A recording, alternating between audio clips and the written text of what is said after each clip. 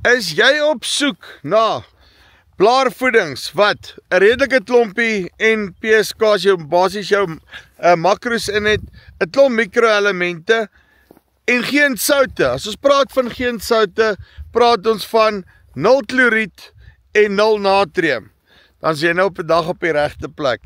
Ek het 'n baie interessante produk teëgekom, vir produkreeks actually.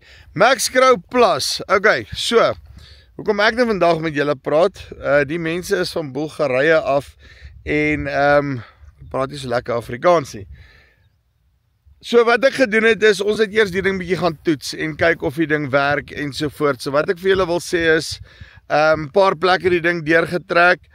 Dit lyk ongelooflik belovend, okay? Die een ding is, hy brand nie die plante nie. So jy kan hom, ons het hom letterlik 5 liter per hektaar gespuit, 15 liter water op 'n drone, brand glad nie die plante nie.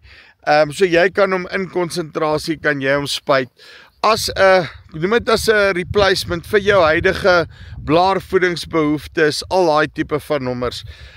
Ons het toe gekyk, ons het daar op 'n koringpivot die goeders deurgetrek, waar ons actually 'n klomp kunsmis weggevat het aan die een kant en ons moet nou nog by stroop uitkom, maar wat die blaarmonsters en al die goed aanbetref, alles bly die heeltyd binne specs. So die wat die een kant het 80 en meer stikstof gekry as aan die ander kant en jy kan sien daar's bietjie meer vegetatiewe groei, maar oor die algemeen alles bly binne specs. So kort en die lank van die storie is, jy sal weet wie jy is op die einde van die dag. As jy al die besluit gemaak het, jy moet wegkom van natriums af en jy moet wegkom van kloriede af en al daai goede. Uit 'n blaarvoedingsoogpunt uit, iets wat nie jou plant gaan brand nie, nie daai versoutingseffek op hom het nie.